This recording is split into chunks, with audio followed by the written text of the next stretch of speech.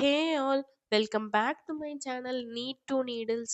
இன்னைக்கு நம்ம என்ன பார்க்க போறோம் அப்படின்னா how to approach exams. இது வந்துட்டு நிறைய பேருக்கு ஒரு பெரிய விஷயமா இருக்கலாம். நிறைய பேருக்கு என்னடா இதெல்லாம் எடுக்கிறாங்களே அப்படிங்கிற மாதிரி இருக்கலாம். ஓகேவா? யூஸ் ஆகிறவங்க தாராளமாக பார்த்துக்கோங்க. யூஸ் ஆகலை எனக்கு இதெல்லாம் தேவையில்லை அப்படிங்கிறவங்க நீங்கள் தாராளமாக ஸ்கிப் பண்ணிக்கலாம். ஓகேவா? ஆனால் இதில் வந்துட்டு நானும் ஒரு நீட் ஆஸ்பிரண்ட்டாக இருந்து இப்போ ஒரு மெடிக்கோவாக மாறியிருக்கேன். நான் ஃபேஸ் பண்ண ஸ்ட்ரகிள்ஸ், நான் பண்ண தப்பு எல்லாத்தையும் இந்த வீடியோவில் நான் சொல்லுவேன். ஸோ பிடிச்சிருந்துன்னா பாருங்கள், சேனலை லைக் பண்ணுங்கள், சப்ஸ்கிரைப் பண்ணுங்கள். ஓகேவா? ஓகே, ப்ரொசீட் பண்ணலாமா? இப்போ வந்துட்டு இந்த வீடியோட மோட்டோ என்னென்னா, எக்ஸாம்ஸை வந்துட்டு எப்படி நம்ம அப்ரோச் பண்ணுறது அதுதான் பார்க்க போகிறோம். ஸோ ஃபர்ஸ்ட் இதில் வந்துட்டு நான் பிரிச்சிருக்கேன். என்னெல்லாம் அப்படின்னா, day before exam, on the day of exam, during exams and after exams. இந்த 4 கேட்டகரியுமே ஒன்று ஒன்றா நான் உங்களுக்கு எக்ஸ்பிளைன் பண்ண போகிறேன். அந்த ஒவ்வொரு கேட்டகரியிலையும் நீங்கள் என்னென்ன பண்ணணும், என்னென்ன பண்ணக்கூடாது, எப்படி வந்துட்டு ப்ரொசீட் பண்ணணும் எல்லாத்தையுமே நான் டீட்டெயில்டாக எக்ஸ்பிளைன் பண்ண போகிறேன். ஓகேவா? Day before exams. Day before எக்ஸாமில் என்ன பண்ணுவீங்க? எல்லாருமே ஆப்வியஸாக படிக்க தான் செய்வீங்க. எக்ஸாமுக்கு என்ன போர்ஷன் அதை தான் படிக்க போகிறீங்க. ஸோ இப்போ வந்துட்டு எல்லாருக்கும் ஒரு சிங்கிள் சாப்டர் இல்லைன்னா ஒரு 2 சாப்டர் 3 சாப்டர் வச்சுருப்பாங்க. So it is easy to cover. போர்ஷன்ஸை வந்துட்டு ஈஸியாக கவர் பண்ணிட முடியும். ஓகேவா? பட் கொஞ்ச நாள் போக போக ஜான், ஃபெப், மார்ச்னு போக போக என்ன ஆகும்? மார்க் டெஸ்ட் வர ஆரம்பிக்கும், யூனிட் டெஸ்ட் வர ஆரம்பிக்கும். ஸோ நம்மளோட சாப்டர் நம்பர் வந்துட்டு நமக்கு இன்க்ரீஸ் ஆகிட்டே போகுது. ஸோ போர்ஷன்ஸை வந்துட்டு நிறைய பேரால் கவர் பண்ண முடியும், நிறைய பேரால் கவர் பண்ண முடியாது. For example, physics test, physics in the sense 11th and 12th physics ஃபுல்லாக வைக்கிறாங்க, ஃபிசிக்ஸ் கம்ப்ளீட் டெஸ்ட் வைக்கிறாங்க. அப்படிங்கிறப்போ நிறைய இன்ஸ்டியூட்டில் அப்படி வைப்பாங்க. ஒரு டெஸ்ட் சீரீஸ் எடுத்தீங்கன்னா அதில் கூட இருக்கலாம். ஸோ அதில் வந்துட்டு கிட்டத்தட்ட நமக்கு 30 சாப்டர்ஸ் இருக்குது. 30 சாப்டர்ஸ். பட் லீவு வந்துட்டு ஸ்டடி டைம் வந்துட்டு 2 நாள் கொடுப்பாங்களா? மேக்ஸிமம் 2 நாள் கொடுப்பாங்க. நிறைய இன்ஸ்டியூட்டில் ஒரு நாளில் கூட இருக்கலாம். ஸோ அந்த 2 நாளில் 30 சாப்டர் அப்படிங்கிறது குவைட் இம்பாசிபிளான ஒரு விஷயம்தான். ஸோ என்ன பண்ணுவீங்க அப்படின்னா, நிறைய பேருக்கு என்ன இருக்கும்னா, நம்ம வந்துட்டு படிக்கிறத தரவா படிக்கிறோமோ இல்லையோ எல்லாமே கவர் பண்ணியிருக்கணும் அப்படிங்கிற அல்ப ஆசை நிறைய பேருக்கு இருக்கும், எனக்கும் இருந்துச்சு. ஸோ அந்த தப்பை பண்ண வேண்டாம். நீங்கள் வந்துட்டு 2 நாளில் 30 சாப்டரில் 15 சாப்டர்ஸ் படிக்கிறீங்க அப்படின்னா கூட அதை தரவா படிங்க. 15 சாப்டர்ஸில் ஒரு ஸ்க்ராட்ச் கூட இல்லாமல் படிங்க. ஓகேவா? நீங்கள் வந்துட்டு 29 30ன்னு ஃபுல்லாக கம்ப்ளீட் பண்ணியிருக்கணும், ஆனால் அதுலேருந்து கேட்டால் ஒன்றுமே தெரியாது, அந்த நிலமையில கூட நீங்கள் இருக்கக்கூடாது. ஓகேவா? 10 சாப்டர் ஆர் 5 சாப்டர் படித்தாலும் 5 சாப்டரும் எனக்கு நல்லா தெரியும், 10 சாப்டர் படித்தா 10 சாப்டரும் எனக்கு நல்லா தெரியும், எந்த மாதிரியான கொஷின்ஸ் கூட நான் சால்வ் பண்ணிடுவேன், எப்போ கேட்டாலும் நான் சொல்லுவேன். அந்த மாதிரி ஒரு grip உங்களுக்கு இருக்கணும். ஓகேவா? இது வந்துட்டு கேட்குறதுக்கு கொஞ்சம் இதாக தான் இருக்கும், பட் அதுதான் ரியாலிட்டி.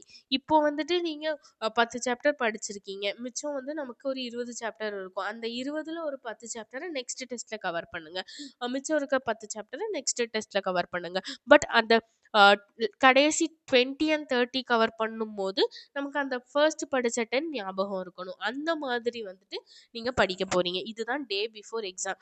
எவ்வளோ கவர் பண்ணுறோங்கிறது முக்கியம் கிடையாது. 15 நல்ல வெயிட்டேஜ் இருக்கிற ஒரு 15 சாப்டர் கவர் பண்ணாலும் அதில் இருக்கிற எல்லா கொஷின்ஸும் என்னால் ஆன்சர் பண்ண முடியுதா அப்படிங்கிறது தான் முக்கியம். ஓகேவா? Quantity doesn't matter, quality matters a lot. இதை தான் நான் வந்துட்டு சொல்ல விரும்புகிறேன். டே பிஃபோர் எக்ஸாம் இதை தான் நீங்கள் பண்ண போகிறீங்க. ஓகேவா?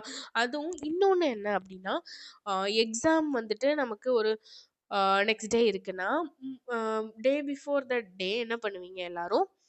3 மணி வரைக்கும் படிக்கிறது, 4 மணி வரைக்கும் படிக்கிறது. அதுக்கு முந்தின நாள் எல்லாமே புக்கு ஒரு பக்கத்தில், நம்ம ஒரு பக்கத்தில் தான் இருப்போம். புக்கை தொட்டு கூட பார்த்தது கிடையாது. பட் அந்த எக்ஸாம் அப்படின்னு வரும்போது என்ன பண்ணுவீங்க எல்லாரும்? 3 மணி வரைக்கும் படிக்கிறது, 4 மணி வரைக்கும் படிக்கிறது, 2 மணி வரைக்கும் படிக்கிறது அப்படின்னு படிச்சுட்டு எக்ஸாம் ஹாலில் போய் நல்லா தூங்குவீங்க. தூங்குறதோட பிரெயின் வந்துட்டு நமக்கு ஒர்க் ஆகாது. ஒரு மாதிரியாவே இருக்கும். ஒரு மாதிரி ஸ்ட்ரெஸ்டா, பர்டனாவே இருக்கும். ஸோ வந்துட்டு நல்லா தூங்குங்க. நீங்க மத்த நாள் வந்துட்டு 3 மணி வரை படிங்க, 4 மணி வரை படிங்க. அது உங்களோட விருப்பம். பட் அந்த எக்ஸாம் அப்படின்னு வரப்போ ஒரு 5 ஹார்ஸ் ஆவது மினிமம் ஸ்லீப் இருந்தே தீரணும். ஓகேவா? 5 ஹார்ஸ் கண்டிப்பா தூங்கி தான் ஆகணும். ஓகேவா?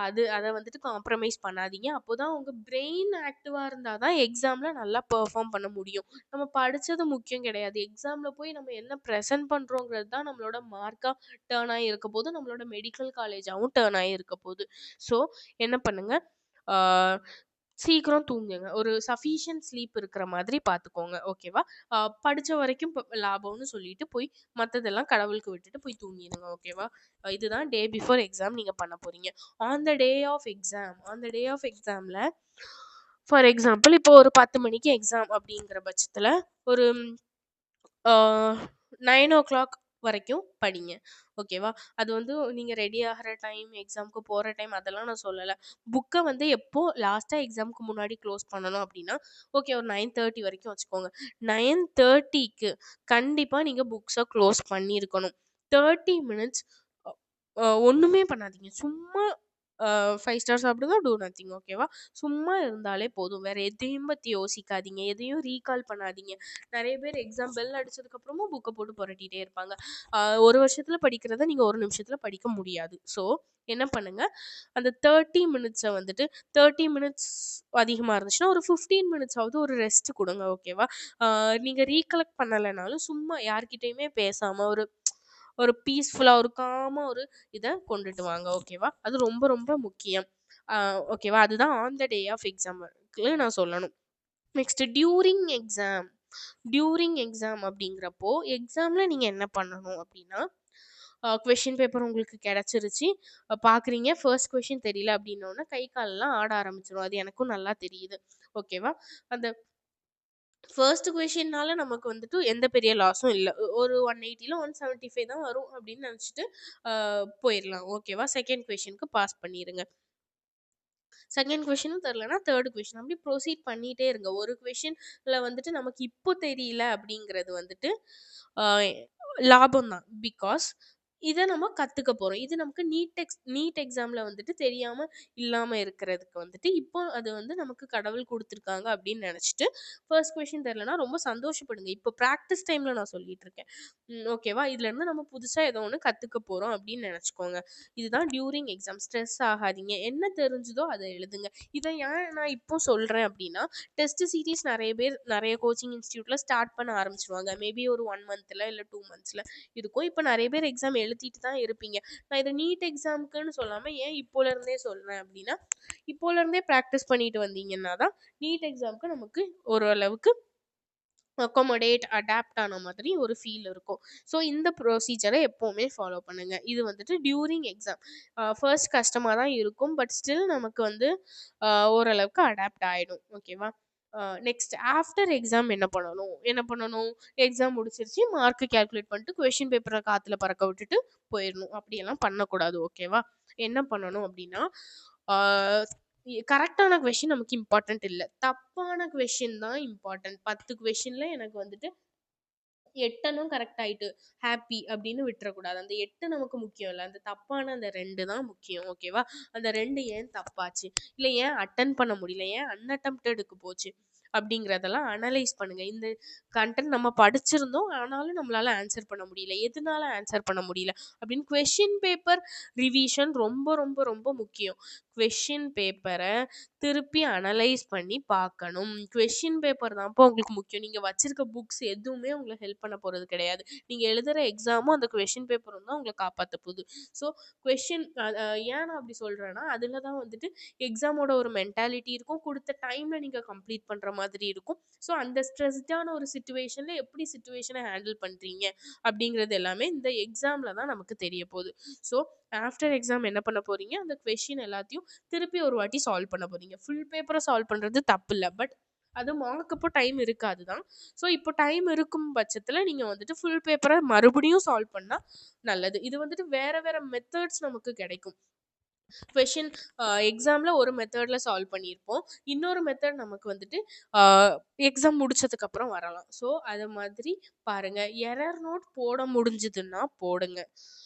இல்லை அப்படின்னா விட்டுருங்க. அது ரொம்ப டைம் கன்சியூமிங்காக நிறைய பேருக்கு இருக்கும். ஸோ விடணும்னு நினச்சிங்கன்னா விட்டுருங்க. பட் கொஷின் பேப்பரை திருப்பி எடுத்து பார்க்குறதுங்கிறது ரொம்ப ரொம்ப நல்லது. இந்த 4 ஸ்டெப்பையும் இப்போலேருந்தே ஃபாலோ பண்ணிட்டு வாங்க. அப்போ தான் நீட் எக்ஸாமுக்கு ஓரளவுக்கு நமக்கு ஒரு இது கிடைக்கும். ஓகேவா? மார்க்லாம் வரும்போது இந்த ப்ரொசீஜர் இந்த இது வந்துட்டு மெத்தட் வந்துட்டு நமக்கு ஈஸியாக இருக்கும். ஸோ அவ்வளோதான் நான் சொல்லணும்னு நினைக்கிறேன். வேறு ஏதாவது டவுட்ஸ் இருந்துச்சுன்னா கமெண்ட் செக்ஷனில் போஸ்ட் பண்ணுங்கள். டில் த நீட் எக்ஸாம் நான் இந்த மாதிரி நிறைய கைடன்ஸ் கொடுத்துட்டே இருப்பேன். நிறைய டெஸ்ட் சீரீஸ் லான்ச் பண்ணுவேன். நிறைய மாக் டெஸ்ட் லான்ச் பண்ணுவேன். ஸோ ஏதாவது ட்ரிக்ஸ், எனக்கு தெரிஞ்ச ட்ரிக்ஸ் அண்ட் டிப்ஸ் எல்லாத்தையும் உங்க கூட ஷேர் பண்ண போகிறேன். Be connected with this channel need to needles. ஓகேவா? சேனலை லைக் பண்ணுங்கள், சப்ஸ்கிரைப் பண்ணுங்கள். தேங்க்யூ.